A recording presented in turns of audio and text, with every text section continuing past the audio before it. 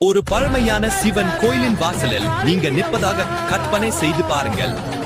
காற்றின் கணம் தூப புகையால் நிரம்பி இருக்குது. மேலே இடி மின்னலுடன் கூடிய மேகங்கள் சூழ்ந்திருக்கின்றன. அங்கே அவன் நிற்கிறாள், நம்முடைய சக்தி வாய்ந்த அன்னை. புனித கதவுகளுக்கு முன்னால் கம்பீரமாக நிற்கிறார்.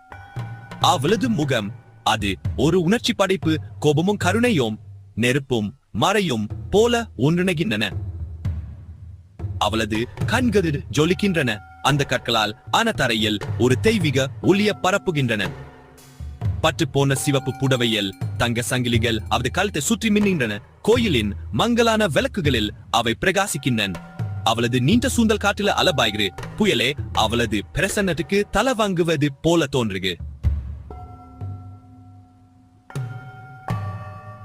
அவளது இடது கையில் ஒரு மின்னும் திரிசூலத்தை இருக பிடிச்சிருக்கிறார். அதன்